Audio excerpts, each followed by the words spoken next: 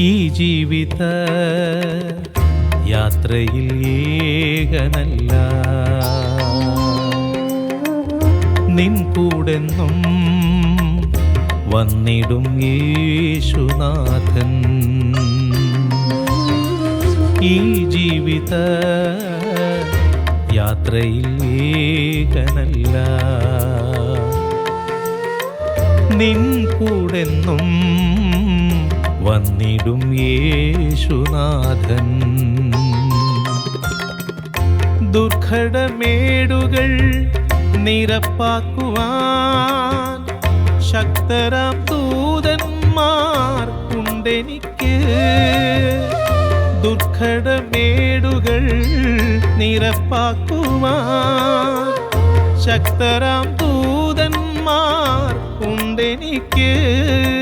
ശക്തരാം ദൂതന്മാർ ഉണ്ടെനിക്ക്.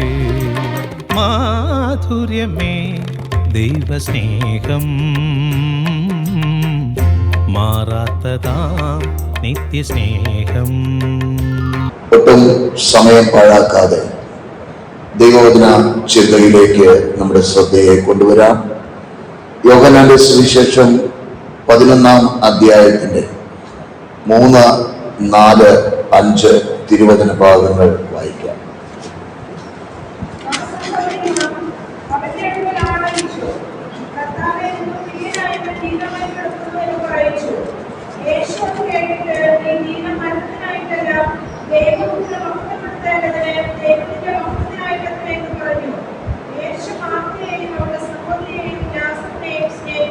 മതി.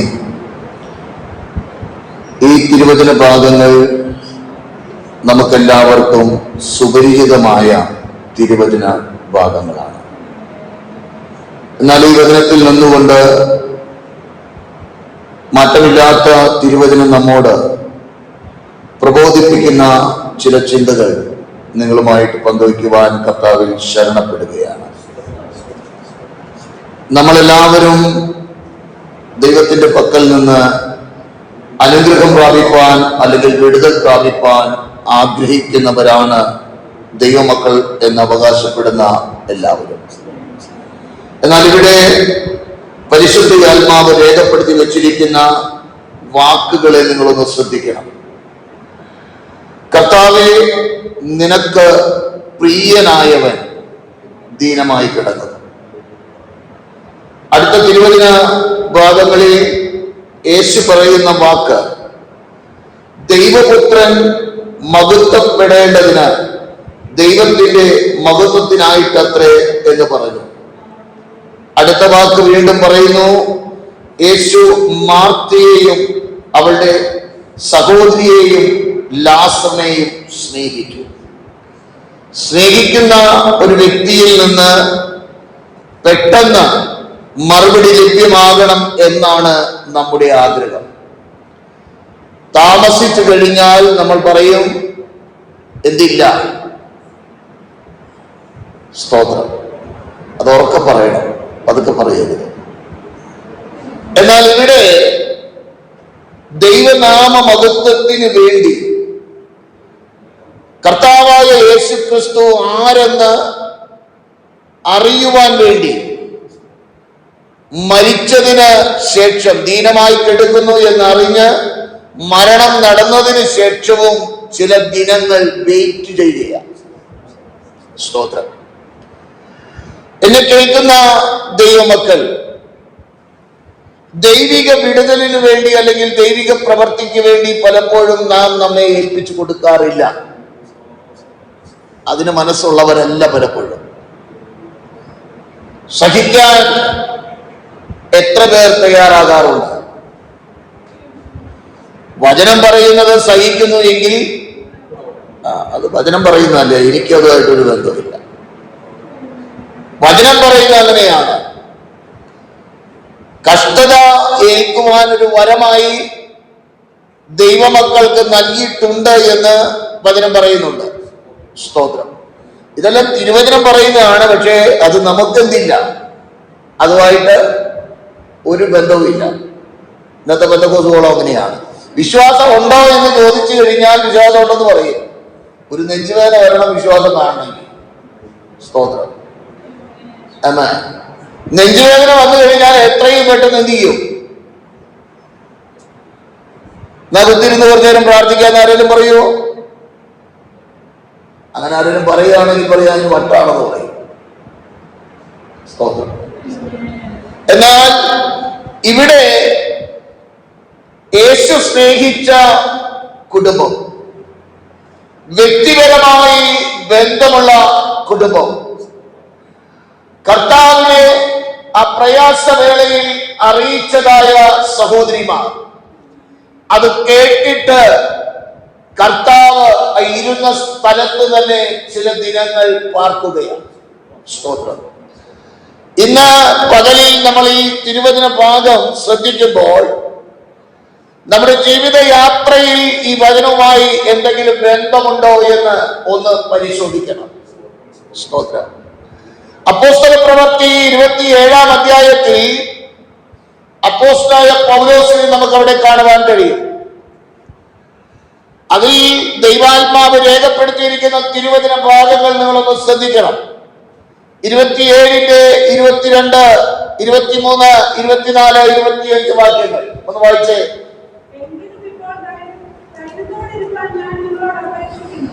ഈ സാഹചര്യം ഏതാണെന്ന് നിങ്ങൾക്കറിയാമോ? രക്ഷപ്പെടുമെന്നുള്ള ആശ അറ്റുപോയ സന്ദർഭം, പ്രതീക്ഷകളില്ലാത്ത സാഹചര്യം. അങ്ങനെയൊരു സാഹചര്യത്തിന്റെ മുൻപിൽ ഭക്തൻ പറയുകയാണ്. ഓർക്കണം, ആ കപ്പലിനകത്ത് ഒരേ ഒരു വിശ്വാസിയേ ഉള്ളൂ. നമ്മൾ പലപ്പോഴും പറയാറുണ്ടല്ലോ, നടന്നില്ലെങ്കിലോ അവരെല്ലാവരും ഇവരെ വെച്ചേക്ക് പോകും. സ്തോത്രം. അവിടെയാണ് ദൈവമായുള്ള ഒരു ബന്ധത്തിന്റെ ദൃഢത വെളിപ്പെടുന്നത്. നമ്മെ സ്നേഹിച്ച നമ്മുടെ വീണ്ടെടുപ്പുകാരൻ ഒരു പ്രതികൂല സാഹചര്യത്തിൽ കൈവിട്ടു മാറി നിൽക്കുന്നവനല്ല എന്നൊരു ബോധ്യം വ്യക്തിപരമായി ഉണ്ടാകണം. വ്യക്തിപരമായി നമുക്കൊരു ബോധ്യമുണ്ടാകണം, എന്നെ വീണ്ടെടുത്തവൻ എന്റെ കൂടെയുണ്ട് എന്ന്. ആ വ്യക്തിയുമായി ഒരു വ്യക്തിബന്ധമുള്ള, ആത്മബന്ധമുള്ള, സ്തോത്രം. പലപ്പോഴും നമ്മൾ അന്യഭാഷ പറയുവാൻ പരിശുദ്ധയാത്മാവിനെ ഒരു ഉപകരണമായി ഉപയോഗിക്കുകയാണ്. കൈയടിച്ച് പാട്ട് മുറിയിക്കഴിയുമ്പോൾ രണ്ട് അന്യഭാഷ പറയുന്നത് എന്ത് ചെയ്യും? തൃപ്തരാകും. ഞാൻ പലപ്പോഴും ചോദിക്കാറുണ്ട്, പരിശുദ്ധയാത്മാവുമായി വ്യക്തിപരമായി ബന്ധമുണ്ടോ? പരിശുദ്ധയാത്മാവ് പറയുന്നത് കേൾക്കുവാൻ കഴിയുന്നുണ്ടോ? സ്തോത്രം. ആമേൻ. കഴിഞ്ഞ ദിവസം, ഇന്നലെ രാവിലെ പീച്ചി മാഷം ഞങ്ങൾ കുടുംബമായിട്ട് അവിടെ പോയി എടുത്ത ഫോട്ടോ ഞങ്ങളുടെ വ്യക്തിപരമായിട്ടുള്ള ഗ്രൂപ്പിനകത്ത് ഞാൻ എടുത്തിടാനിടയായി. അത് എടുത്തെടുത്ത സമയത്ത് ചില ദിവസങ്ങളായ ഫോട്ടോ എടുത്തിട്ട് ഉള്ളിന്റെ ഉള്ളിൽ ഇങ്ങനെ ഒരു ചിന്ത ഉണ്ടായി. ആ വ്യക്തിയുടെ നാളുകൾ എടുത്തു, സമയമെടുത്തു. അപ്പോ ഇത്ര പെട്ടെന്ന് പോകുമെന്ന് ഞാൻ ചിന്തിച്ചില്ല. എന്നാൽ ഞാൻ രാത്രിയിലാണ് ആ ഫോട്ടോ ഇടുന്നത്. പിറ്റേ ദിവസം രാത്രിയാകുന്നതിന് മുൻപ് ഈ ലോകം വിട്ടുപോയെന്ന് കേൾക്കുവാനിടയായി. എന്നെ കേൾക്കുന്ന ദൈവമക്കളെ, പരിശുദ്ധ ആത്മാവുമായിട്ട് നമുക്കൊരു ബന്ധമുണ്ടെങ്കിൽ ആ ബന്ധത്തിന് വെറും വാക്കുകൊണ്ടുള്ള പറച്ചിലല്ല, അതിനപ്പുറത്ത് ചില വ്യക്തിബന്ധങ്ങളുണ്ട്. ചിലതിന്റെ ജീവിതത്തിൽ സംഭവിക്കുമ്പോൾ അത് ഇന്നത് സംഭവിക്കുവാൻ പോകുന്നു എന്ന മുന്നറിയിപ്പ് നൽകുന്ന ഒരു ദൈവ സാന്നിധ്യമുണ്ട്. അതുകൊണ്ടാണ് പരിശുദ്ധയാത്മാവിനെ കുറിച്ച് കർത്താവായ യേശു ക്രിസ്തു പറഞ്ഞത് എങ്ങനെയാണ്? സത്യത്തിന്റെ ആത്മാവ് വരുമ്പോൾ അവൻ നിങ്ങളെ സകല സത്യത്തിലും വഴി നടത്തും. ഹല്ലേലൂയ. സകല സത്യത്തിലും വഴി നടത്തുമ്പോൾ പരിശുദ്ധയാത്മാവിന്റെ പ്രത്യേകത, അവൻ സ്വയമായി സംസാരിക്കാതെ താൻ കേൾക്കുന്നത് സംസാരിക്കുന്നു. ഹല്ലേലൂയ. വരുവാനുള്ളത് അറിയിച്ചു തരികയും ചെയ്യുന്ന ഒരു ദൈവ സാന്നിധ്യമുണ്ടെന്ന് ഹല്ലേലൂയ ദൈവാത്മാവ് വെളിപ്പെടുത്തുകയാ. ഇന്ന് പകലിൽ വചനം കേൾക്കുമ്പോൾ, ഈ വചനത്തോട് ചേർന്ന് നിൽക്കുമ്പോൾ, വ്യക്തിബന്ധമുള്ള ആത്മാവുമായ ഒരു വ്യക്തിപരമായി ബന്ധമുള്ള ഒരു വ്യക്തിയാണെങ്കിൽ നിന്റെ ജീവിതത്തിൽ വന്ന് ഭവിക്കുന്നത്, നിന്റെ ജീവിതത്തിൽ വരുവാൻ പോകുന്നത് പറഞ്ഞു തരുന്ന, വ്യക്തമായി മുന്നറിയിപ്പ് നൽകുന്ന ഒരു ദൈവാത്മാവിന്റെ, ഒരു പരിശുദ്ധ ആത്മാവിന്റെ സാന്നിധ്യം എനിക്കും നിനക്കും വേണ്ടി ഈ ഭൂമിയിലുണ്ടെന്ന്, നിന്റെ കൂടെയുണ്ടെന്ന്, നിന്റെ അകത്തുണ്ടെന്ന് വളരെ വ്യക്തമായി ഒരു ബോധ്യം ഹൃദയത്തിനകത്ത് ഉണ്ടാകട്ടെ. സ്തോത്രം. ഹല്ലേലൂയ.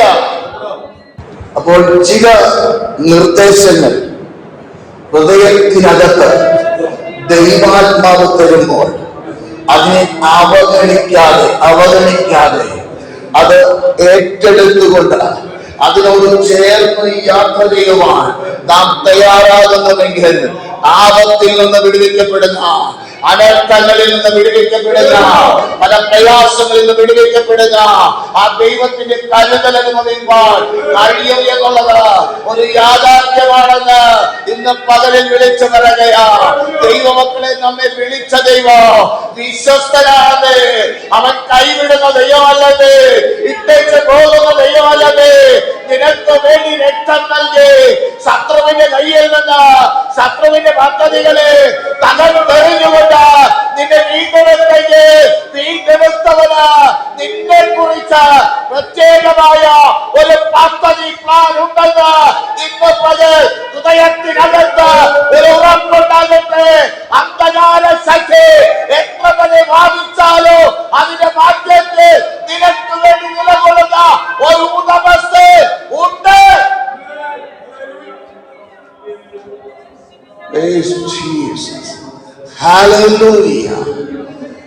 രക്ഷപ്പെടുമെന്നുള്ള ആശ അറ്റുപോയ സമയത്ത് പൗലോസ് പറയുന്ന വാക്കുകൾ ഒന്നും കൂടെ വായിച്ചത്.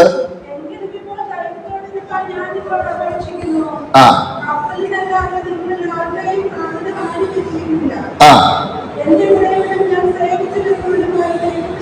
പദം നിങ്ങൾ ശ്രദ്ധിക്കണം.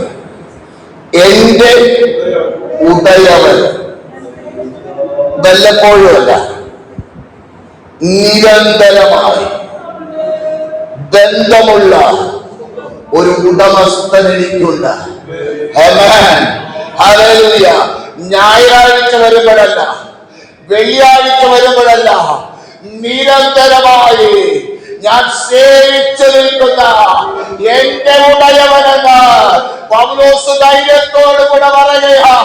അവനൊന്നറിയാ, ഉടമസ്ഥൻ പറഞ്ഞത് ആ പറഞ്ഞത് വിട്ട് ഒന്നങ്ങോട്ടോ ഇങ്ങോട്ടോ മാറ്റുവാൻ കഴിയാത്ത നിലവാരത്തിൽ പ്രവൃത്തി വെളിപ്പെടുത്തുവാൻ കഴിവുള്ള ഒരു ഉടമസ്ഥനാണെന്ന് ഉത്തമമായ ബോധ്യം പൗലോസിനുണ്ടായിരുന്നു.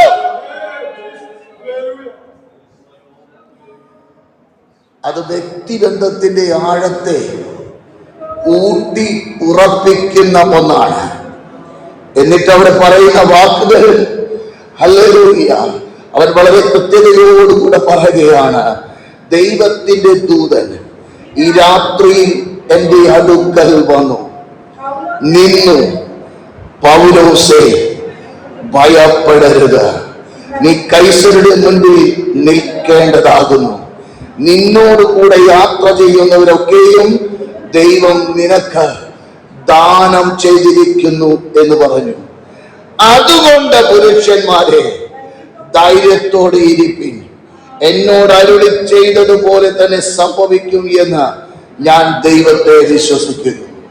നമ്മൾ പലപ്പോഴും ദൈവമക്കൾ എന്ന് പറയുമ്പോൾ, ദൈവാത്മാവ് നമ്മോട് ശക്തമായി ഇടപെടുമ്പോൾ അടുത്ത ഒരു ദൂത് കേൾക്കാൻ, അടുത്ത ഒരു ആലോചന കേൾക്കാൻ പല ഇടങ്ങളിലും പോയി തലവെച്ച് കൊടുക്കുന്നവരാ. സ്തോത്രം. അത് പറയുന്നത് ചിലപ്പോ ഗതികേട് പിടിച്ചതായിരിക്കും പറയുന്നത്. അതാണോ ശരി, ഇതാണോ ശരി, ഇതാണോ ശരി, ഏത് പിടിക്കും, ഒരെത്തും പിടിയില്ല. ഹല്ലേലൂയ. എന്റെ ഭാഷയിൽ പറഞ്ഞാൽ പഴകിന്റെ കയ്യിലും മുഴുവൻ തന്നെ കിട്ടിയതുപോലെ പിടിച്ചോണ്ടിരിക്കുക. ഏല പിടിക്കേണ്ടത് പിടുത്തമില്ല. അതല്ല ദൈവമേ, യഥാർത്ഥമായി ദൈവിക ബന്ധം നിനക്കുണ്ടെങ്കിൽ ആത്മാവ് നിന്നോട് സംസാരിക്കുമ്പോൾ, പരിശുദ്ധാത്മാവ് നിന്നോട് ഇടപെടുമ്പോൾ, നിന്റെ ഉള്ളിലുള്ള ആത്മാവ് വ്യക്തമായ ഹല്ലേലൂയ മുദ്ര ചെയ്യുന്ന, അത് അങ്ങനെ എന്ന് പറയുന്ന ഒരനുഭവത്തിനുള്ളവയാക്കി തീർക്കത്തക്ക നിലവാരത്തിൽ വ്യക്തിബന്ധം ഉണ്ടെങ്കിൽ ഭയപ്പെടാതെ നിൽക്കുക. ശത്രുവിന്റെ കയ്യിൽ അകപ്പെടാതെ നിൽക്കുക. ശത്രുവിന്റെ പദ്ധതികളെ ജയിപ്പാൻ കഴിയത്തക്ക നിലവാരത്തിൽ ഒരു ദൈവപ്രവൃത്തി നിനക്ക് വേണ്ടി സദാ വെളിപ്പെടുത്തുക. നീ വിളിച്ചപേക്ഷിക്കുന്ന, നീ പ്രാർത്ഥിക്കുന്ന, നീ സേവിക്കുന്ന ദൈവം വിശ്വസ്തനാണ്. ഇന്ന് മകൾ ഉറക്കെ വിളിച്ചു പറയുക, ഹല്ലേലൂയ. സ്തോത്രം, ഹല്ലേലൂയ.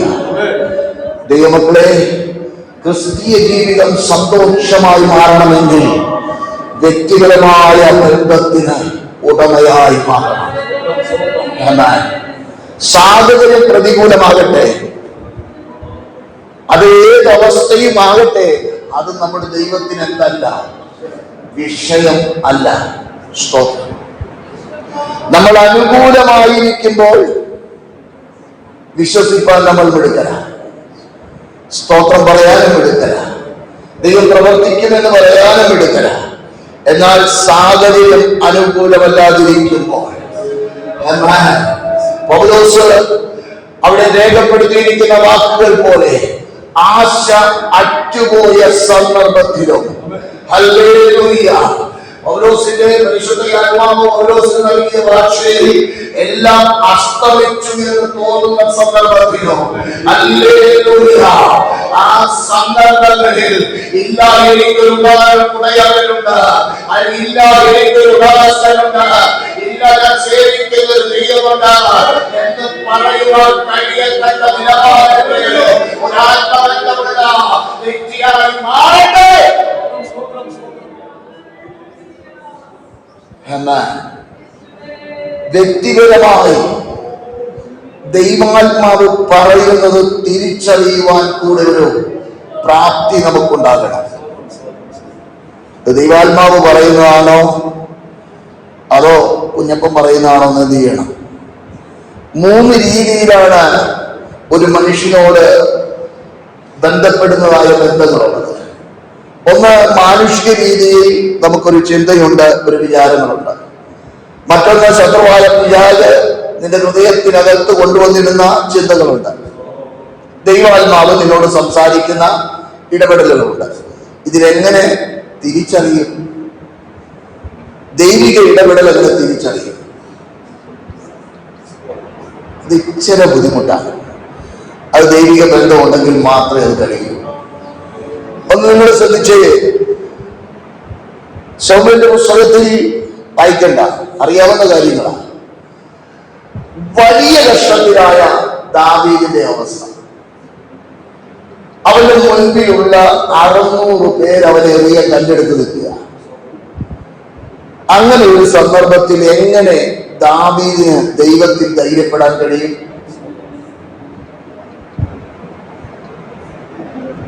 ഇനി ചോദിച്ചാൽ മറുപടി കിട്ടും എന്ന് എങ്ങനെ ഉറപ്പോടെ വിശ്വസിക്കാൻ പറ്റും?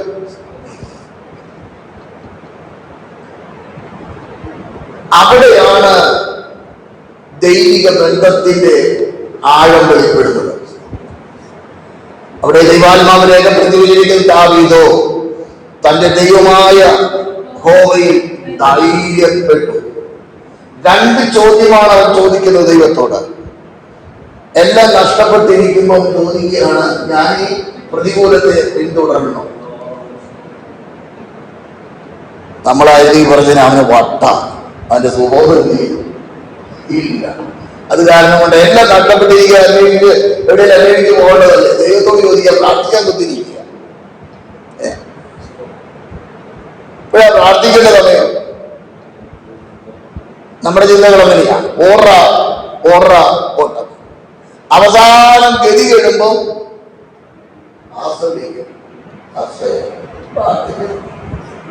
നല്ല വിശ്വാസത്തോടുകൂടി പറയും പ്രാർത്ഥിക്കണം. അത് വരുന്നില്ല. എന്നാൽ പ്രതികൂല സാഹചര്യത്തിന്റെ മധ്യത്തിൽ ബലമില്ലാതെ കരഞ്ഞനന്തരം പ്രതികൂല സാഹചര്യം മുൻപിലുള്ളവരും എതിരായി മാറിയപ്പോൾ ആ ദാവീദോ തന്റെ ദൈവമായ യഹോവയിൽ ധൈര്യപ്പെട്ടു. ഇന്ന് പകൽ എന്നെ കേൾക്കുന്ന ദൈവമേ, നീയും ദൈവമായുള്ള ബന്ധത്തിൽ ദൃഢമായ ഒരു ധൈര്യത്തിനുടമയായി, ഹല്ലേലൂയ, തീരത്തക്കവണ ഒരു ബന്ധത്തിനുടമയായി മാറട്ടെ. വചനം ഇപ്രകാരം വിളിച്ചു പറയുന്നല്ലോ, തികഞ്ഞ ദൈവസ്നേഹ ഭയത്തെ പുറത്താക്കുകയാ. ഭയത്തിന് എന്തുണ്ട്? ദണ്ഡനമുണ്ട്. ഭയപ്പെടുന്നവൻ സ്നേഹത്തിൽ തികഞ്ഞവനല്ല. നമ്മൾ പറയും ആ സാഹചര്യം അങ്ങനെയല്ലേ, എങ്ങനെ പേടിക്കാതിരിക്കും? എങ്ങനെ രണ്ട് കാര്യം പറയാതിരിക്കും? സ്തോത്രം. ഈ സാഹചര്യങ്ങൾ നോക്കി യാത്ര ചെയ്യുന്നവരാണ് നാം പലപ്പോഴും. എന്നാൽ ആ സാഹചര്യത്തിനപ്പുറം പ്രവർത്തിപ്പാൻ കഴിവുള്ള ഒരു ദൈവമാണ് നാം സേവിക്കുന്ന ദൈവം. സാഹചര്യമല്ല വലുത്. ഹല്ലേലൂയ, ഇല്ലാത്ത ഒന്നിനെ ഉള്ളതിനെ പോലെ വിളിച്ചു വരുത്തുവാൻ കഴിവുള്ളൊരു ദൈവത്തിന്റെ മക്കളാണ് നമ്മൾ. ആ ദൈവമായി ബന്ധമുണ്ടെങ്കിൽ നിനക്ക് വേണ്ടി ചിലത് പ്രവർത്തിപ്പാൻ, നിനക്ക് വേണ്ടി ചില വഴികൾ തുറന്നു തരുവാൻ, നിനക്ക് വേണ്ടി ചില പ്രവർത്തികൾ വെളിപ്പെടുത്തി തരുവാൻ കഴിവുള്ള ഒരു ഉടമസ്ഥനാണ് ഞാനും നീ സേവിക്കുന്ന ദൈവമല്ല. ഇന്ന് പകല് ഒരു ഉറപ്പുണ്ടാകട്ടെ.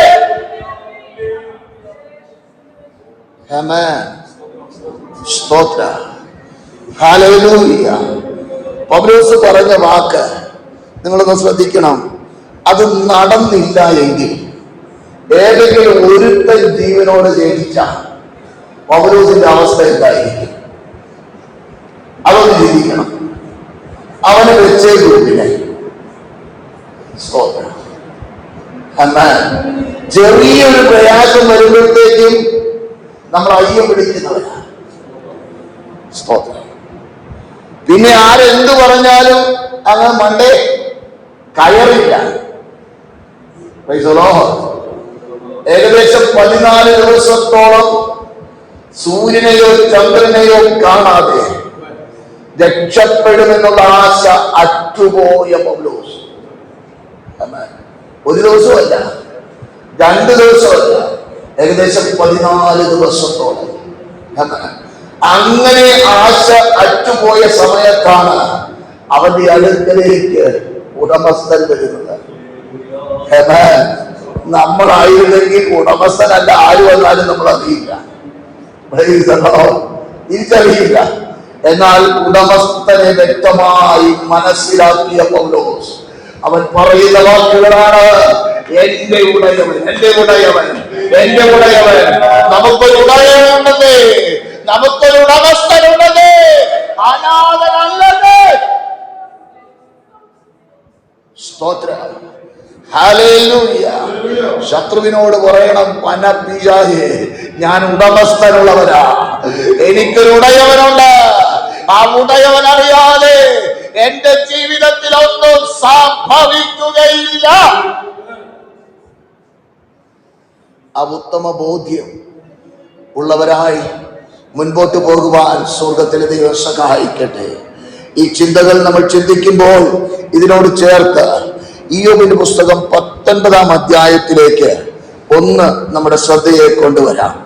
സ്തോത്രം. പെട്ടെന്ന് അതിൽ ചില തിരുവചന ഭാഗങ്ങൾ വായിക്കേണ്ടതുണ്ട്. ഒന്ന് 3-ാം വാക്യം ആദ്യം ഒന്ന് വായിച്ചേ.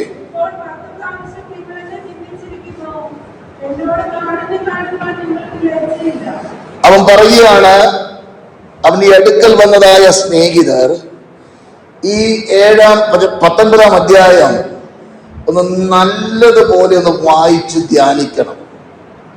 ഇതിലെന്തെങ്കിലും അനുഭവങ്ങൾ നമുക്കുണ്ടോ എന്നൊന്ന് പരിശോധിക്കണം. സ്തോത്രം.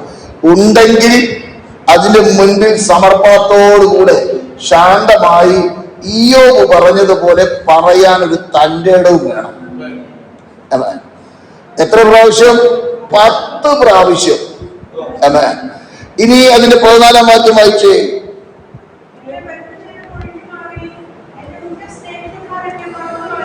ഉറ്റ സ്നേഹിതർ എന്തു ചെയ്തു? മറന്നുപോയി. ആമേൻ. ഇനി അതിന്റെ 17-ാം വാക്യം വായിച്ചേ.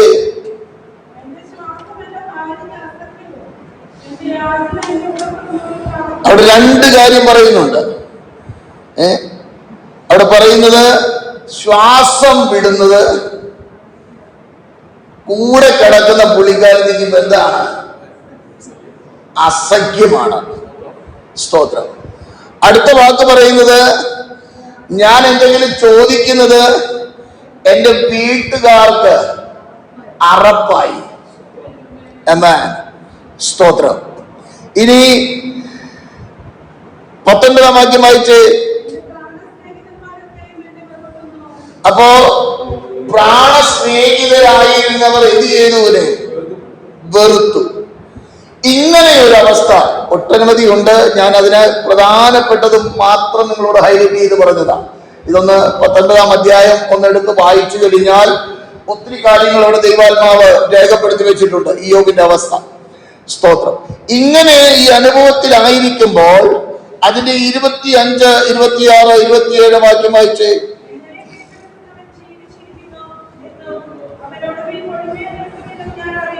ഏതവസ്ഥയിലാണ് ഇയ്യോബ് ഇപ്പോൾ? എഴുന്നേറ്റ് നിൽക്കുമ്പോൾ പിള്ളേര് വരെ കളിയാക്കുന്നത് എന്നാ പറയുന്നത്. അവനൊന്ന് എഴുന്നേറ്റ് നിന്ന് കഴിഞ്ഞാൽ, ആദ്യകാലത്ത് അവനൊന്ന് എഴുന്നേറ്റ് കഴിഞ്ഞാൽ വൃദ്ധന്മാർ വരെ മുണ്ടടിച്ച് അവന്റെ മുൻപിൽ തലകുനിച്ച് നിൽക്കുമായിരുന്നു. അവന്റെ വാതിൽക്കൽ പോലും വരുവാൻ പൈതങ്ങൾ, നാട്ടുകാർ ഭയപ്പെടുമായിരുന്നു. അപ്പോൾ അങ്ങനെ ഒരു സാഹചര്യത്തിൽ ഉണ്ടായിരുന്ന ഇയ്യോബ് ഇപ്പോൾ ഏതവസ്ഥയിലായി?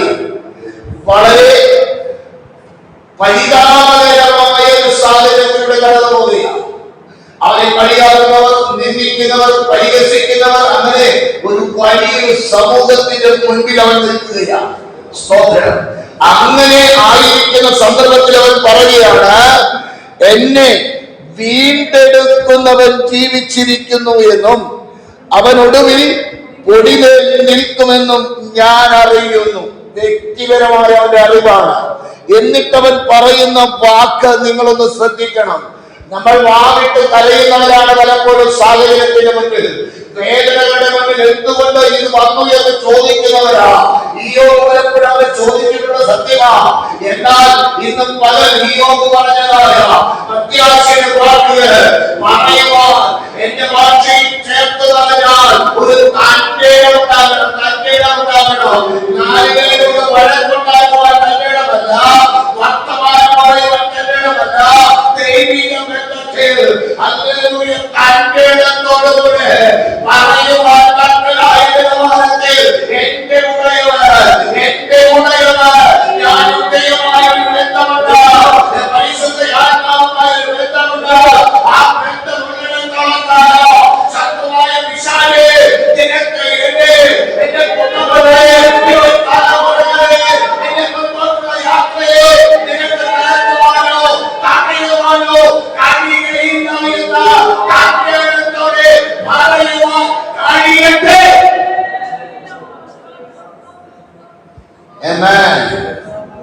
അവൻ പറയുന്ന വാക്കുകൾ, എന്റെ ത്വക്ക് ഇങ്ങനെ നശിച്ച ശേഷം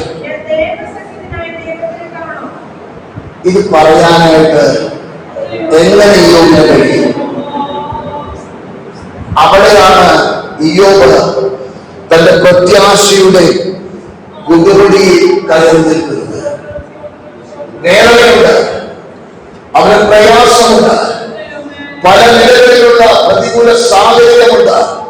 അതിന്റെ മധ്യത്തിൽ നിന്നുകൊണ്ട് അവൻ പറയുകയാണ്, വിശാലേ എന്റെ ത്വക്ക് നശിക്കട്ടെ. ഹല്ലേലൂയ. ഈ നിലയിലാണ് ഞാനെന്ന് എനിക്ക് നല്ലതുപോലെ അറിയാം. എഴുന്നേറ്റ് നിൽക്കുമ്പോൾ പരിഹസിക്കുന്നവരുണ്ട്, നിന്ദിക്കുന്നവരുണ്ട്. അല്ലെങ്കിൽ കൂടെ പാടുന്നത് അടപ്പായി തന്നെ കരുതുകയാണ്. എന്റെ ശ്വാസം എന്റെ ഭാര്യയ്ക്ക്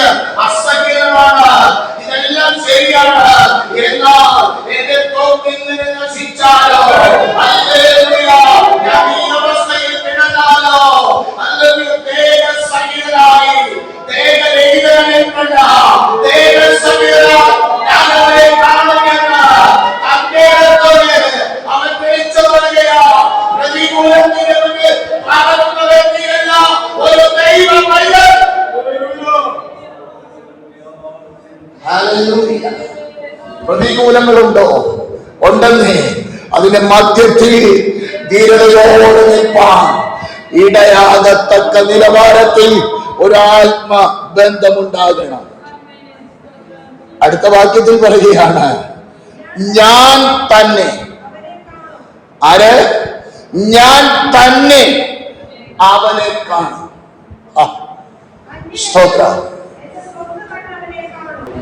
പ്രതീക്ഷകൾ എത്തുപോയാലും സാഹചര്യങ്ങൾ പ്രതികൂലമായാലും അതിന് മധ്യത്തിൽ പ്രവർത്തിക്കുന്ന ഒരു ദൈവത്തിന്റെ പ്രവൃത്തി ഉണ്ടെന്ന് യോബിനെ കുറിച്ച് നിങ്ങൾ പഠിച്ചു കഴിഞ്ഞാൽ ഒരു കേൾവി മാത്രം കേട്ടവനാണെന്ന് നോക്കണേ. അതും കൂടെ ഒരു കൂട്ടി വായിക്കണം. ദൈവത്തെ കുറിച്ച് ഒരു കേൾവി മാത്രം കേട്ടവനാ. നമ്മുടെ കലത്തിലുള്ള 66 പുസ്തകവും അവന്റെ കലത്തിലുണ്ടായിരുന്നില്ല. വായിച്ച് ബലപ്പെടുവാൻ മറ്റു വചനങ്ങളൊന്നും ഉണ്ടായിരുന്നില്ല. ഒരു കേൾവി മാത്രം കേട്ടവൻ, ദൈവത്തെ കുറിച്ച് ഒരു കേൾവി മാത്രം കേട്ടവൻ പറയുകയാണ്, എന്റെ ദൗർബല്യം നശിക്കട്ടെ. പല സന്ദർഭങ്ങളിൽ ദൈവിക ഇടപെടൽ അനുഭവിച്ചവർ, ദൈവിക വിടുതൽ കണ്ടവർ, ദൈവ സാന്നിധ്യം അനുഭവിച്ച, ദൈവത്തിന്റെ മഹത്വം നിരത്തിയവർ പലപ്പോഴും ദുർബലത്തുമ്പോൾ, പലപ്പോഴും നിരാശയുടെ വാക്കുകൾ പറയുമ്പോൾ ഒരു കേൾവി കേട്ടവൻ പറയുക, എന്റെ ദൗർബല്യം നശിച്ചാലോ. ഹല്ലേലൂയ. ഈ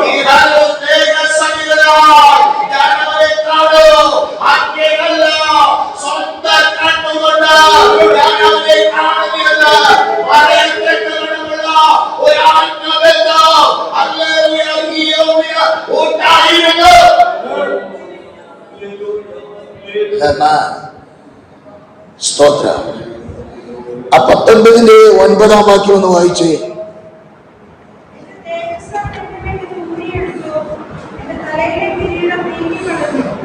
വ്യക്തമായി ദൈവിക തേജസ് ധരിച്ചുകൊണ്ടാണ് നടന്നിരുന്നത് എന്ന് ഇയ്യോബിനൊരു ബോധ്യമുണ്ടായിരുന്നു.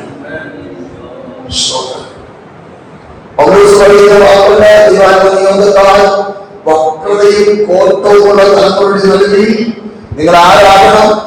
അനന്യരാകണം, പരമാർത്ഥികളാകണം, ദൈവത്തിന്റെ നിഷ്കളങ്ക മക്കളായി ജീവന്റെ വചനം പ്രമാണിച്ച് ഈ ലോകത്തിൽ എങ്ങനെയാകണം? പോലെ. അത് വേദപുസ്തകത്തിൽ എഴുതിയിരിക്കുന്ന വാക്കല്ലേ. നമുക്ക് എന്തായാലും ബന്ധം, നമുക്ക് എന്തെങ്കിലും ബന്ധമുണ്ട്.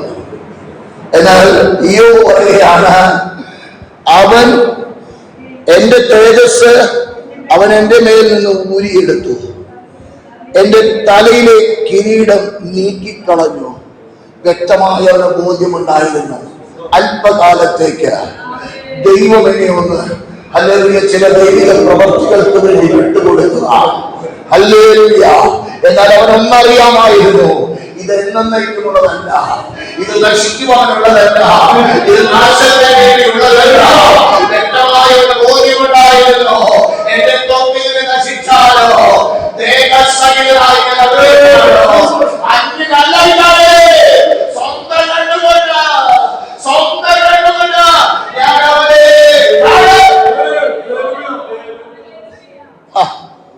പ്രത്യാശയുടെ കൊടുമുടിയിൽ നിന്നുകൊണ്ട് ഇയ്യോബ് പറയുകയാ, വളരെ നിന്ദിതരായി, വ്യാകുലനായി, പ്രയാസങ്ങൾ ഉള്ളതായ സാഹചര്യത്തിന്റെ മധ്യത്തിലാണ് ഇയ്യോബ് ഈ വാക്കുകൾ പറയുന്നത് എന്ന് മറന്നു പോകരുത്. ഹല്ലേലൂയ. ഈ 19-ാം അധ്യായം നിങ്ങൾ വായിച്ച് ഒന്ന് ധ്യാനിച്ചു കഴിഞ്ഞാൽ ദൈവാത്മാവ് ഒരുപാട് കാര്യങ്ങൾ നമ്മോട് സംസാരിക്കും. വളരെ കൃത്യമായ അതിനകത്ത് ഇടപെടുന്നതായ ഇടപെടലുകൾ കാണുവാൻ കഴിയോ? ഇയ്യോബ് പറയുന്നതായ വാക്കുകൾ ഹല്ലേലൂയ കാണുവാൻ കഴിയോ? എന്നെ കേൾക്കുന്ന ദൈവമേ, അവനെ ആശ്വസിപ്പിക്കുവാൻ വന്നതായ സ്നേഹിതർ 10 പ്രാവശ്യം അവനെ നിന്ദിക്കുന്നത്, ഹല്ലേലൂയ കുറ്റം പറയുന്നത്, വേണ്ടാത്ത വാക്കുകൾ പറയുന്നത് കേട്ട് മടുത്തതായ ഇയ്യോബ്. സ്തോത്രം. എന്ന് കൂടെ കിടക്കുന്ന ഉറ്റ സ്നേഹികൾ, ബന്ധുമിത്രാദികൾ വളരെ അറപ്പോടുകൂടെ അവനെ കാണുന്ന സാഹചര്യം. എന്താണ് ആ കാര്യങ്ങൾ? വാസ്തവത്തിൽ പ്രതീക്ഷകളെല്ലാം നഷ്ടപ്പെട്ടു. പ്രതീക്ഷകളെല്ലാം നഷ്ടപ്പെട്ടു. ഇനി ഇവനൊരു പുനർ ഉദ്ധാരണമുണ്ടാകുമെന്ന് അവർക്ക് ആർക്കും എന്തില്ല, ഒരു പ്രതീക്ഷയും ഇല്ല. സ്തോത്രം. അങ്ങനെ ഒരു സാഹചര്യത്തിന്റെ മുൻപിൽ ഇവൻ പറയുന്ന വാക്കുകൾ, പ്രത്യാശയുടെ വാക്കുകൾ, കേൾവിക്കാർക്ക് അഹങ്കാരത്തിന്റെ വാക്കുകളായി മാറുവാൻ തുടങ്ങി. സ്തോത്രം. വേദനയുടെ നടുവിൽ ആയിരിക്കുമ്പോഴും പ്രത്യാശയുടെ വാക്കൊന്ന് പറഞ്ഞു നോക്ക്. അപ്പൊ രണ്ട് വാക്ക് പറഞ്ഞിട്ട് നമ്മുടെ അഹങ്കാരം ഇതുവരെ ചെയ്യില്ല. ഇത്രയ്ക്ക് ആയിട്ടും അഹങ്കാരത്തിന് ഒരു കുറവുമില്ല. മുന്നിൽ നിന്ന് പറയില്ല, നീങ്ങി എന്നിട്ട് പറയും. പറഞ്ഞത് നമ്മുടെ പ്രത്യാശയുടെ വാക്കാണ്. പക്ഷേ ആളുകൾ പറയുന്ന എന്താണ്? അവന് ഒരു അഹങ്കാരിയാണ്. സ്തോത്രം. ഇതൊക്കെ കേൾക്കേണ്ടി വരും. യഥാർത്ഥ പൊട്ടനായി ജീവിച്ചു കഴിഞ്ഞാൽ ഇത് കേൾക്കേണ്ടി വരും. അകത്തുള്ളവരും പറയും, പുറത്തുള്ളവരും പറയും. വാസ്തവത്തിൽ ഒരു പൊട്ടനാണെന്ന് മറ്റുള്ളവർ പറയും. എന്നാൽ പൊട്ടനും പൊട്ടിയാകുമ്പോൾ അതിന്റെ മധ്യത്തിൽ ദൈവത്തിന്റെ പ്രവൃത്തി കാണാം. ദൈവം പ്രവർത്തിക്കുന്നത് എങ്ങനെയെന്ന് കാണാമെന്ന്. ഹല്ലേലൂയ. ഇതൊരു വാസ്തവമാണ്.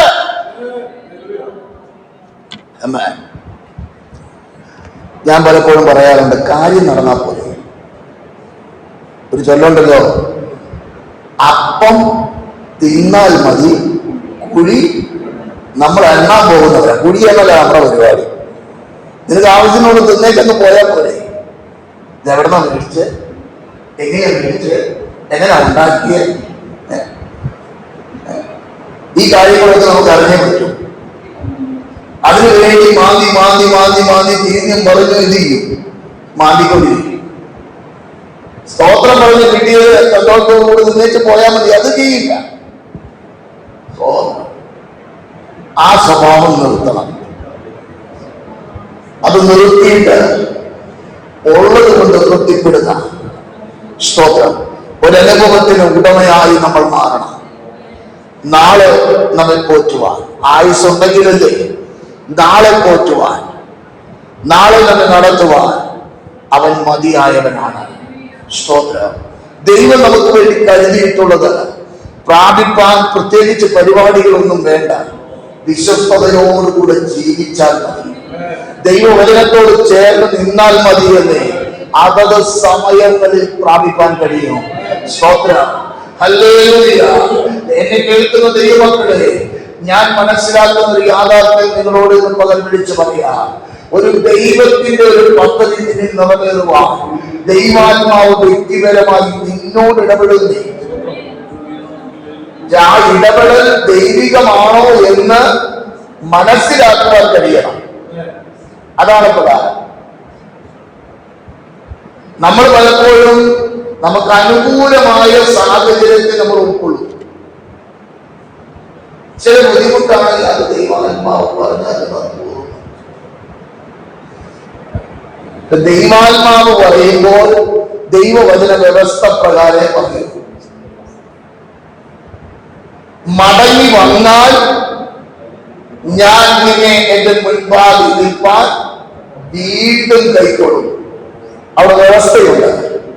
അധമമായത് ചെയ്യണം, ഉത്തമമായത് ചെയ്യണം. അങ്ങനെ ചെയ്താൽ എന്താ ഉണ്ടാകുക? അങ്ങനെ ചെയ്താൽ മാത്രമേ നിന്റെ വായ് എന്റെ വായ് പോലെയാണ്. അടുത്ത് പറയുകയാണ്, നീ അവരുടെ പക്ഷം ചെയ്യേണ്ടി വരില്ല, അവർ നിന്റെ പക്ഷം. അധമമായി എന്ത് ചെയ്യണം?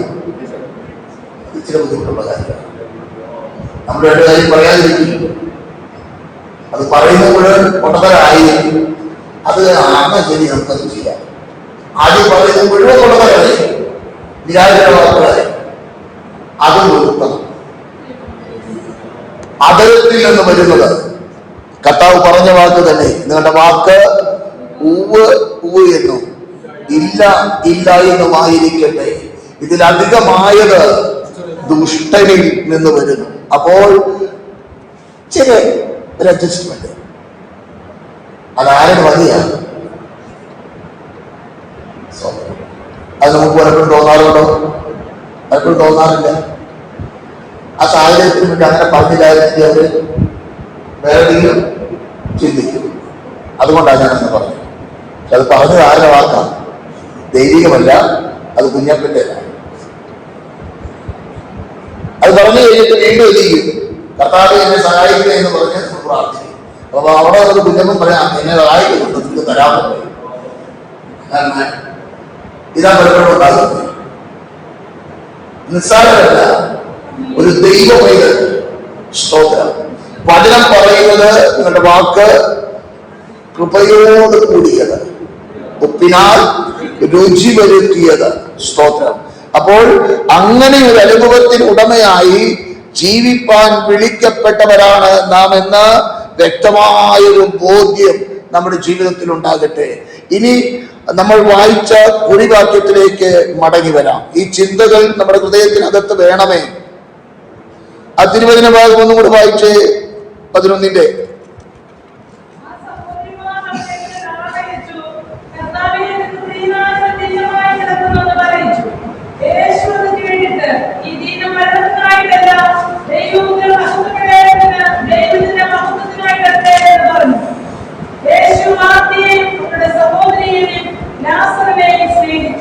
കർത്താവായ യേശുക്രിസ്തു ഈ ഭവനത്തിലേക്ക് മടങ്ങി വരുന്നതിനെ കുറിച്ച്, അടുത്തു വരുന്നതിനെ കുറിച്ച് താഴെയുള്ള തിരുവചന ഭാഗങ്ങളിൽ രേഖപ്പെടുത്തിയിട്ടുണ്ട്. കർത്താവായ യേശുക്രിസ്തു ആ ഭവനത്തിന്റെ അടുക്കിലേക്ക് എത്തിയപ്പോൾ മാർത്ത ആദ്യം ഓടിച്ചെന്ന് അവനെ വണങ്ങുന്നത് കാണുവാൻ കഴിയും. അപ്പോൾ അവിടെ കുറച്ച് കാര്യങ്ങൾ പറയുന്നുണ്ട്. അതിന്റെ 21-ാം വാക്യം മുതൽ വായിച്ച്.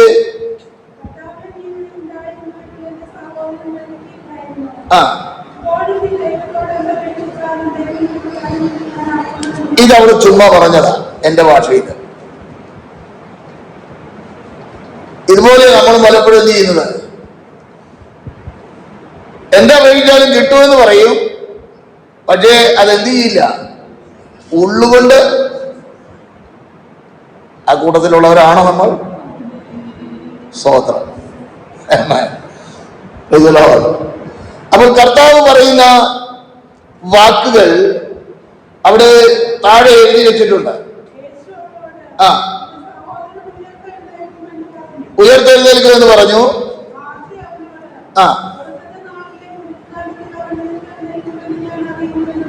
അപ്പം മുകളിൽ പറഞ്ഞ വാക്കും ഇവൾ ഇപ്പൊ പറഞ്ഞ വാക്കുമായിട്ട് എന്തെങ്കിലും ബന്ധമുണ്ടോ? ഇതല്ലേ പലപ്പോഴും നമ്മൾ പറയുന്നത്, നമ്മൾ ചെയ്യുന്നത് തന്നെയല്ലേ. കാര്യങ്ങൾ പറയുക കഴിഞ്ഞാലും മറുപടി കിട്ടും. എന്നിട്ട് പറയുകയാണ്, ഒടുക്കത്തെ നാളുകൾ ഉയർത്തെഴുന്നേൽക്കുമെന്ന് ഞാൻ അറിയുന്നു. പക്ഷെ മുന്നിൽ നിൽക്കുന്നവൻ ആരാണെന്ന് വ്യക്തമായൊരു ബോധ്യം അവർക്കില്ല. നമ്മെ വിളിച്ച ദൈവം ആരാണെന്ന് ഹല്ലേലൂയ വ്യക്തമായ ബോധ്യമുണ്ടാകണം. പൗലോസിനെ പോലെ, ഇയ്യോബിനെ പോലെ. ഇവിടെ ഇനി 25-ാം വാക്യം വായിച്ച്. ഞാൻ തന്നെ.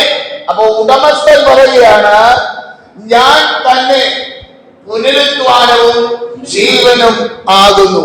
ഇന്ന് പകൽ എന്നെ കേൾക്കുന്ന ദൈവമക്കളോട് ആത്മാർത്ഥമായിട്ടൊരു കാര്യം പറയാം. നാം സേവിക്കുന്ന ദൈവം, ഹല്ലേലൂയ, നമ്മെ ഇട്ടേച്ച് പോകുന്ന ഒരു ദൈവമല്ല എന്നൊരു ബോധ്യമുണ്ടാകണം. പലപ്പോഴും നമ്മൾ തിരുവചന ഭാഗങ്ങളുടെ ആഴങ്ങൾ വേണ്ടതുപോലെ ഗ്രഹിക്കാതെ നമ്മൾ പറയുന്ന അല്ലെങ്കിൽ സംസാരിക്കുന്ന അനുഭവമൊന്നും നമുക്കുണ്ട്. സ്തോത്രം. മർക്കോസിന്റെ സുവിശേഷത്തിലെ ഒരു തിരുവചന ഭാഗം എന്ന് വായിച്ച് അതിന്റെ 22-ാം വാക്യം 11-ന്റെ.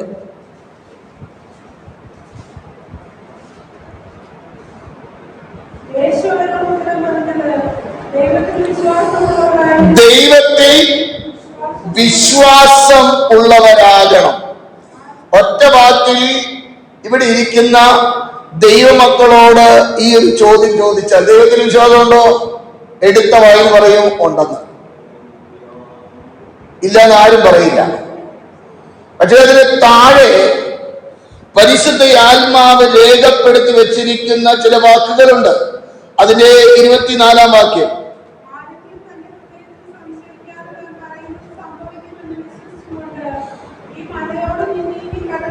24-ാം വാക്യം വായിക്കേ.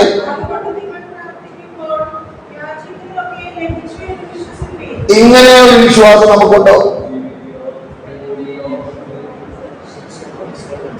ഇങ്ങനെ ഒരു വിശ്വാസം നമുക്കുണ്ടോ? യാചിക്കുന്നത് ലഭിച്ചു എന്ന്, ന്യായമായിട്ടുള്ളത്, ദൈവഹിതപ്രകാരമുള്ളത്, അത് നമ്മുടെ ജീവിതത്തിൽ നടക്കും എന്ന് സ്തോത്രം, ഒരു ഉറപ്പ്, ഒരു ധൈര്യം നമുക്കുണ്ടോ? പലപ്പോഴും അതുണ്ടോ എന്ന് അറിയണമെങ്കിൽ പ്രാർത്ഥിച്ച് എഴുന്നേറ്റിട്ട് ആ പ്രാർത്ഥിച്ച വിഷയത്തെ കുറിച്ച് 2 കാര്യം ചെയ്യണം, ചോദിക്കണം. അപ്പോൾ അകലത്തിൽ നിന്ന് വരുന്നത് എന്താണെന്ന് അപ്പൊ കേൾക്കാം. ആ വാക്കുകൾ പലപ്പോഴും നമ്മൾ പറയുന്ന നിരാശയുടെ വാക്കുകളാണ്. അവിടെയാണ് ഹന്നയുടെ പ്രാർത്ഥനയുടെ പ്രാധാന്യത നിങ്ങൾ മനസ്സിലാക്കേണ്ടത്. നമ്മളത് പലപ്പോഴും മെസ്സേജിലൂടെ കേൾക്കുമ്പോൾ നമ്മളെല്ലാവരും 100% ദൈവത്തെ ആരാധിക്കുന്നുണ്ട്. കുഴപ്പമൊന്നുമില്ല, നല്ല കാര്യമാണ്. പക്ഷേ അന്നയുടെ അടുത്ത് പോയി നിൽക്കാൻ പോലും നമുക്ക് എത്തിയില്ല, യോഗ്യതയില്ലാത്തതാണ് സത്യം. അവിടെ ഏലി പുരോഹിതൻ അവിടെ നിന്ദിച്ചതായ ഒരു വ്യക്തിത്വമാണ്. ആ ഏലി പുരോഹിതൻ ആ അന്നയോട് പറഞ്ഞ വാക്കുകൾ അതുപോലെ തന്നെ അന്ന എന്ത് ചെയ്തു? അനുഗ്രഹത്തിന്റെ വാക്കുകൾ ഹൃദയത്തിലേറ്റുകൊണ്ടു. ആ പകരവാദം ഏറ്റുകൊണ്ടതിന് ശേഷം തിരുവചനത്തിൽ രേഖപ്പെടുത്തിയത് പിന്നെ എന്ത് ചെയ്തില്ല? അവരുടെ മുഖം വാടിയില്ല. ആ പകരവാദവും ഈ തിരുവചനവാദവും ചേർത്ത് വെക്കണം. സ്തോത്രം, ഹല്ലേലൂയ. മർക്കോസിന്റെ സുവിശേഷത്തിൽ 11-ാം അധ്യായത്തിൽ 24-ാം വാക്യത്തിൽ പറയുകയാണ്, നിങ്ങൾ അപേക്ഷിച്ചതൊക്കെയും ലഭിച്ചു എന്ന് വിശ്വസിക്കണം. ഏലി പുരോഹിതൻ പറഞ്ഞതായ വാക്കുകൾ അവരുടെ ജീവിതത്തിൽ നിറവേറുന്നത് അവർ 100% വിശ്വസിച്ചപ്പോൾ അവരുടെ ഹൃദയത്തിനകത്ത് നാളുകളായി ശക്തമായ വൈശാലികൾ എന്ന വ്യക്തിയിലൂടെ കയറ്റി വെച്ചതായ ആ വിഷത്തിന്റെ വിത്തുകൾ അവർ വലിച്ചെറിഞ്ഞിട്ട് ഹല്ലേലൂയ യഥാർത്ഥമായ ദൈവത്തിന്റെ ചിന്തന ഹൃദയത്തിനകത്ത് സംഗ്രഹിച്ചപ്പോൾ അവരുടെ മുഖത്ത് തേജസ് പ്രതിഫലിക്കുവാൻ തുടങ്ങി. പിന്നെ അവരുടെ മുഖം മാറിയില്ല. മറുപടി ലഭിച്ചത് 1 വർഷം കഴിഞ്ഞിട്ടാണ്. എന്നാൽ മറുപടി ലഭിക്കുന്നതിന് മുന്നേ അവരുടെ മുഖത്തിന്റെ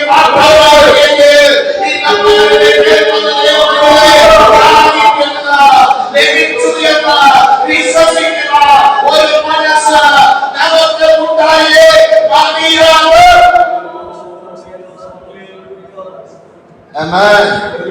അതിലെ താഴത്തെ ബാക്കി കൂടെ ഒന്ന് വായിച്ച്. മർക്കോസ് 11-ന്റെ ബാക്കി. എന്നാൽ ആ പദത്തിന്റെ കീഴ് അടിവരയിടണം. എന്നാൽ എപ്പോൾ? മുകളിൽ പ്രാർത്ഥിച്ചത്, അപേക്ഷിച്ചത് ലഭിച്ചു എന്ന് വിശ്വസിക്കുമ്പോൾ. എന്നാൽ അന്ന് വരെ ഒരുപക്ഷെ മറ്റൊരു വ്യക്തിക്ക് ഉണ്ടായതായിട്ട് ഒരുപക്ഷെ അറിവുണ്ടാവില്ല. അതെങ്ങനെ സംഭവിക്കുകയെന്ന് നിന്റെ ഹൃദയത്തിനകത്ത് ശക്തമായ വൈശാലികളെ ചോദ്യം ഉയർത്താം. അതെങ്ങനെ നടക്കൂ? സാവധാനമല്ലേ, അല്ലെങ്കിൽ ഈ അവസ്ഥയിലല്ലേ? അതിനെല്ലാം തട്ടി മാറ്റിയിട്ട് അതിനെ മുന്നേ നീ ആരെയാണ് ആശ്രയിച്ചത്? നീ ആരോടാണ് പ്രാർത്ഥിച്ചത്? നീ ആരെയാണ് വിശ്വസിച്ചത് എന്നൊരു ബോധ്യത്തോടെ ദൈവത്തെ വിശ്വസിച്ചുകൊണ്ട് അപേക്ഷിച്ചത്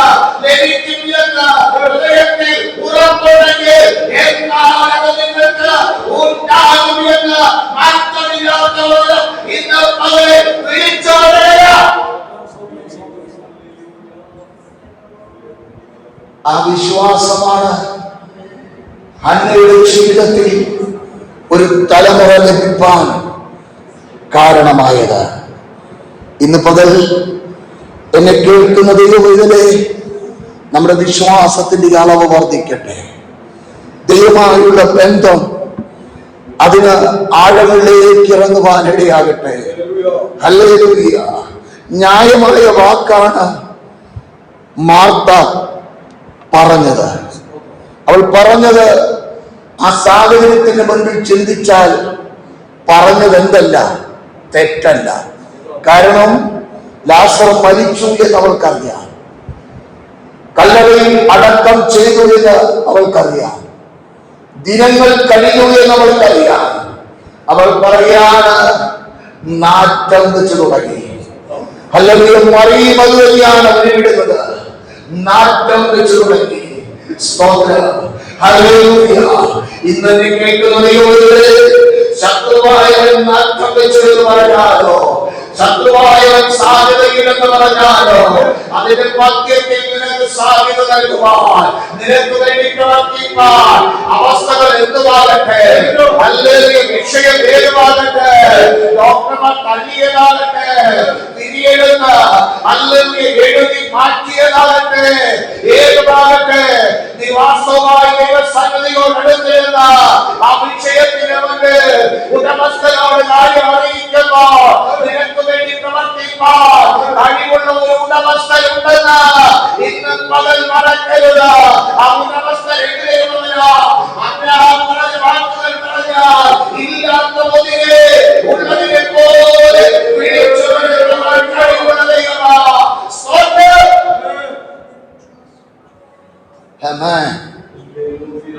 പുതിയ നിയമസഭയോട് പറയുന്നത് അബ്രഹാമിനെ പോലെ വിശ്വാസം ഉണ്ടാകണമെന്നാണ്. അതിന്റെ ഇടക്കത്ത് പോലും നമുക്ക് ചെല്ലാൻ കഴിയുമോ? ദൈവത്തിനറിയാം. സ്തോത്രം. റോമാലേഖനം 4-ാം അധ്യായം ഒന്ന് വായിച്ചാൽ മതി, വീട്ടിൽ പോയിട്ട്. അതിനകത്ത് വളരെ കൃത്യതയോടുകൂടെ രേഖപ്പെടുത്തി വെച്ചിട്ടുണ്ട്. അബ്രഹാമിലുള്ള വിശ്വാസം ഉള്ളവർക്കും കൂടെ വെളിപ്പെടേണ്ടതിന് അതിൽ ഉണ്ടാകേണ്ടത്.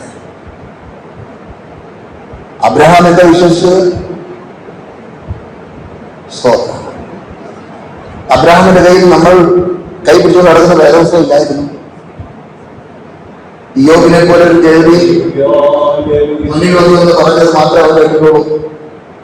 ആ ശബ്ദം കേട്ടാണ് ഇറങ്ങി തിരിച്ചത്. നമ്മുടെ തലത്തിൽ ഒരു വചനം വായിച്ചിട്ട് തൃപ്തിയായെങ്കിൽ അടുത്തത് ചെയ്യാം, വായിച്ച് തൃപ്തിപ്പെടാം. അങ്ങനെ തിരുവചനത്തിന്റെ ആഴങ്ങൾ ആരുടെ കരങ്ങളിലില്ല? അബ്രഹാമിന്റെ കരങ്ങളിലില്ല, ഇയ്യോബിന്റെ കരങ്ങളിലില്ല. പക്ഷേ നമ്മളിതെല്ലാം തപ്പി നടന്നിട്ടും എന്താവില്ല, എന്തല്ല, തൃപ്തരല്ല. അനുഗ്രഹം പ്രാപിക്കണമെങ്കിൽ, ദൈവിക വിടുതൽ പ്രാപിക്കണമെങ്കിൽ കുറുക്ക് വഴികളില്ല. അത് ആദ്യം മനസ്സിലാക്കുക. നമ്മൾ ഏറ്റവും അധികമായിട്ട് നമ്മൾ വിശ്വസിക്കുന്നത് ആരെയാണ്? ദൈവത്തെയാണോ അതോ ഈ ഭൂമിയിലുള്ള ഡോക്ടർമാരെയാണോ?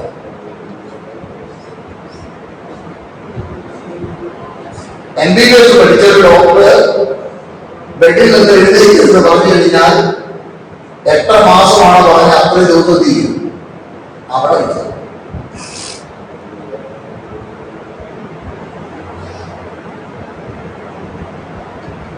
സർവശക്തനായ ദൈവം ഞാൻ സൗഖ്യമാക്കുന്ന യഹോവയാണ്, ഈ ക്രിയാത്മക കാര്യമുണ്ടോ എന്ന് ചോദിച്ചു കഴിഞ്ഞാൽ തിരിയുക.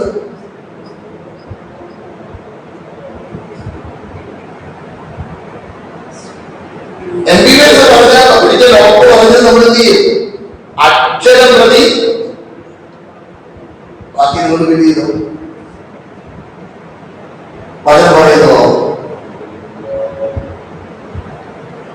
ഞാൻ ചില വർഷങ്ങളായിട്ട് മനുഷ്യനാണ്. വേദനയ്ക്കുണ്ടാകുന്നു, പ്രയാസങ്ങളുണ്ടാകുന്നു. പലപ്പോഴും എന്റെ കൂടെ കിടക്കുന്ന എന്റെ സഹോദരി കൂടെയൊക്കെയാറില്ല.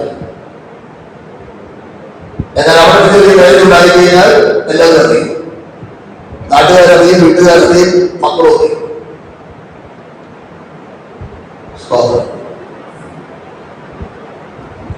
എന്താ കാര്യം? ഈ അങ്ങനെയൊന്നും പെട്ടെന്ന് ആരും ചാകില്ലത്. ചാകാൻ തമ്പുരാൻ ഒരു ദിവസം വെച്ചിട്ടുണ്ട്. ആ ദിവസത്തിന് ഇനി എവിടെ പോയി ഏത് ഡോക്ടറെ ട്രീറ്റ്മെന്റ് ചെയ്താൽ നീയാകും. ചത്ത കഴിഞ്ഞാൽ ആരും ചെയ്യില്ല. അയ്യോ ചട്ടയാണ് പഞ്ചാരിയാണ് പൊന്നാണെന്ന് പറഞ്ഞാൽ ചെയ്യില്ല. കൂടി വന്നിട്ട് മണിക്കൂർ അത് കഴിഞ്ഞാൽ എത്രയും പെട്ടെന്ന് കൊണ്ടുപോയി ചെയ്യും. ഇങ്ങനെ നോക്കിയിരിക്കുക. അത്രേ അവിടെ വരെ എന്തുള്ളൂ? സ്നേഹവും ബന്ധവും ചക്കരയും കൊണ്ടൊക്കെ ഉള്ളൂ. കാലം പോട്ടെ പോയി കഴിഞ്ഞാൽ പിന്നെ കൊണ്ടുപോയി ചെയ്യും. ഏത് ചക്കരയായാലും കൊണ്ടുപോയി കുടിച്ചു. അതുകൊണ്ട് വീട്ടിൽ വന്ന് എന്ത് ചെയ്യും? ചിലപ്പോൾ 2 ദിവസം തൂങ്ങി ഇരിക്കും. അത് കഴിയുമ്പോൾ ഫുൾ ചാപ്പാട് എടുത്തിട്ട് വീണ്ടും നോക്കുക. അത്രേ ഉള്ളൂ കാര്യം. പിന്നെ അതിന് വന്നു കഴിയുമ്പോൾ ഒന്ന് ലേഖനം വൈകിട്ടോ അത് കഴിയുമ്പോൾ വീണ്ടും നോക്കുക. അത്രേ ഉള്ളൂ. ചുമ്മാ ഈ ലോക സ്നേഹം അത്രയേ ഉള്ളൂ. എന്നാൽ എന്നെയും നിന്നെയും വീണ്ടെടുത്തവൻ, എനിക്കും നിനക്കും വേണ്ടി അവസാനത്തുള്ളിലോ ചോരവരെ ഊക്കി നൽകിയവൻ, അനാഥനായി വിടുകയില്ലെന്ന് പറഞ്ഞു, ഒരു നാളും കൈവിടില്ല എന്ന് പറഞ്ഞ ആ ഉടമസ്ഥൻ നിന്റെ കൂടെയുണ്ട്. മാത്രമല്ല നിന്റെ യാത്രയിൽ നീ പോകുന്ന ഇടങ്ങളിൽ നിന്നോട് കൂടെ ഇരുപ്പാൻ ഹല്ലേലൂയ പരിശുദ്ധയാത്മാവെന്ന ഒരു കാര്യസ്ഥനെ നിന്റെ കൂടെ സദാ ഹല്ലേലൂയ നടക്കുവാൻ, അല്ലെങ്കിൽ നിനക്ക് വഴികാട്ടിയായി നിലകൊള്ളുവാൻ തക്കതായ നിലവാരത്തിൽ ഒരു പരിശുദ്ധയാത്മാവിനെ നൽകി നിന്നെ ഈ ഭൂമിയിലാക്കിയിരിക്കുന്നത് അല്ലെങ്കിൽ നേർവഴിയിൽ നടക്കുവാൻ വേണ്ടിയാ. ഞാൻ പലപ്പോഴും ഈ ഭാഗങ്ങൾ ചിന്തിക്കുന്ന സമയത്ത് എസ്തേറിനെ കുറിച്ച് ഞാൻ പലപ്പോഴും ചിന്തിക്കാറുണ്ട്. എസ്തേർ അവളെ തിരഞ്ഞെടുത്ത് പ്രത്യേകമായ ഇടത്ത് ശുദ്ധീകരണത്തിന് വേണ്ടി 2 വർഷക്കാലം ആക്കി വെച്ചതായ സന്ദർഭം. അവൾക്ക് പ്രത്യേക ഒരു ആവശ്യമില്ല. ആ ഭാഗം നിങ്ങൾ വായിച്ച് ധ്യാനിച്ചു കഴിഞ്ഞാൽ മനസ്സിലാക്കാൻ കഴിയും. പ്രത്യേകമായ ഒന്നും അവൾ ആവശ്യപ്പെട്ടില്ല. എന്ത് വേണമെങ്കിലും ചോദിച്ചാൽ കൊടുക്കും. പക്ഷെ അവൾ എന്ത് ചെയ്തില്ല? ചോദ്യങ്ങൾ ഒന്നുമില്ലാതെ അവളെ പരിചരിക്കാൻ ആക്കി വെച്ചതായ ആ വ്യക്തിയുടെ കീഴിൽ പരിചരണത്തിന് വേണ്ടി ഏൽപ്പിച്ചു കൊടുക്കുന്നത് കാണുവാൻ കഴിയും. ഹല്ലേലൂയ. 2 വർഷം ഒരു രാജാവിന്റെ അടുക്കൽ പോകുവാൻ ശുദ്ധീകരണത്തിന് വേണ്ടി ഏൽപ്പിക്കപ്പെട്ടുവെങ്കിൽ നിത്യതയുടെ തീരത്തിലേക്കുള്ള യാത്രയ്ക്ക് നമ്മെ ശുദ്ധീകരിക്കാൻ പരിശുദ്ധയാത്മാവാകുന്ന കാര്യസ്ഥന്റെ കയ്യിൽ നമ്മെ ഏൽപ്പിച്ചിരിക്കുകയാണ്.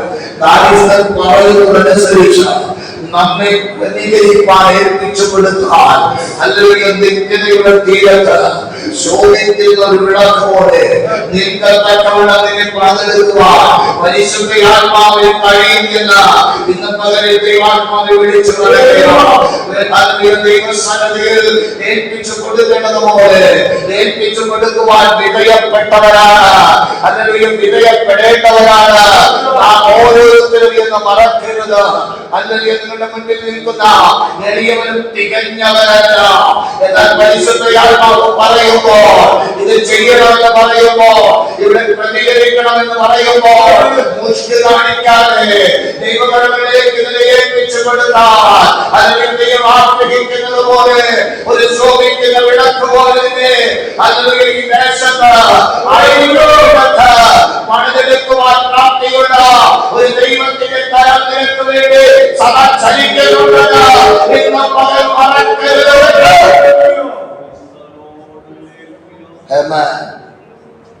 സ്തോത്രം. 27-ാം വാക്യം യോഹന്നാന്റെ സുവിശേഷം എന്ന് വായിച്ച്.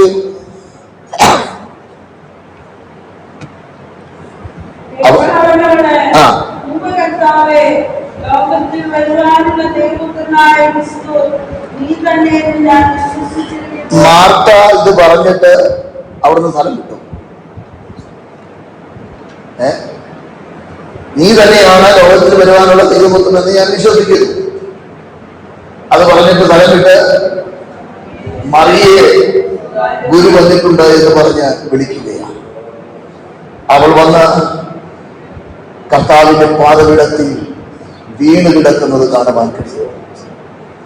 അവൾ നിലവിളിക്കുന്നത്, അവളുടെ കൂടെ വന്നതായ യഹൂദന്മാർ കരയുന്നത് യേശു കണ്ടിട്ട് ഉള്ളം നൊന്ന് കരയുന്ന ഒരു കർത്താവിനെ നമുക്ക് കാണുവാൻ കഴിയും. അങ്ങനെയെങ്കിൽ നിന്റെ വേദനകളെ കണ്ട് മാറി നിൽക്കുന്ന ഒരു ദൈവമല്ല. ചില സാഹചര്യത്തിൽ അല്പതാമസം ഉണ്ടായി എന്ന് വരാം. അത് എന്തല്ല, നിന്നെ തകർത്ത് കളയുവാനല്ല. എന്തിനു വേണ്ടിയാണ്? ദൈവ നാമമഹത്വത്തിന് വേണ്ടി. ദൈവപുത്രനാരെന്ന് നീ ആശ്രയിച്ച ദൈവം എന്തെന്ന് മറ്റുള്ളവർ അറിയുന്നതിന് വേണ്ടി. ഹല്ലേലൂയ. നിന്നിലൂടെ ദൈവനാമം മഹത്വപ്പെടേണ്ടതിന് വേണ്ടി ചില ദൈവിക പ്രവർത്തിക്ക് നീ ദൈവകരങ്ങളിലെ ഒരു ഉപകരണമായി മാറുകയാണ്. അപ്പോൾ കർത്താവിന്റെ കരങ്ങളിലേക്ക് പൂർണ്ണമായി ഏൽപ്പിച്ചു കൊടുത്താൽ അല്ലെങ്കിൽ ദൈവത്തിന്റെ പ്രവർത്തി നിന്നിൽ വെളിപ്പെടുത്തപ്പെടോ, ദൈവമഹത്വം നിന്നിൽ വെളിപ്പെടുത്തപ്പെടോ. നീ ആയിരിക്കുന്ന അവസ്ഥയിൽ നിന്ന് നിന്നെ മാറ്റി ഹല്ലേലൂയ മറ്റൊരു അനുഭവത്തിലേക്ക് ഉടമയാക്കത്തക്കപ്പെടോ ദൈവത്തിന്റെ പ്രവർത്തിയുടെ കരോ നിന്നിൽ വെളിപ്പെടുത്തുവാൻ വേണ്ടിയാണ് കുഞ്ഞേ ചില വേദനയുടെ അനുഭവത്തിലൂടെ, ചില പ്രയാസങ്ങളിൽ കൂടെ നീ കടന്നു പോകുന്നതെന്ന് ഇന്ന് പകലിൽ മറക്കരുത് കേട്ടോ. നിന്നോട് ഇഷ്ടമില്ലാത്തത് കൊണ്ടല്ല കർത്താവ് ആ വഴിയിലൂടെ നടത്തുന്നത്. വെളിപ്പാടുകളുടെ ആധിക്യമുള്ള പൗലോസ് വചനം പറയുന്നത് അവനെ കുത്തുവാൻ ഒരു സാത്താന്റെ ദൂതനെ ഏൽപ്പിച്ചിരിക്കുക. ദൈവം തന്നെ സാക്ഷി പറഞ്ഞ നിഷ്കളങ്കൻ, നേരുള്ളവൻ, യഹോവഭക്തൻ, ദോഷം വിട്ട് അകലുന്നവനെന്ന് ആര് സാക്ഷി പറഞ്ഞു? ദൈവം തന്നെ സാക്ഷി പറഞ്ഞ അവനെ ആരുടെ കയ്യിൽ ഏൽപ്പിച്ചു കൊടുത്തു? ശത്രുവിന്റെ കയ്യിൽ ഏൽപ്പിച്ചു കൊടുത്തു. എന്തിനു വേണ്ടി? തകർത്ത് കളയുവാൻ വേണ്ടിയല്ല. സ്തോത്രം.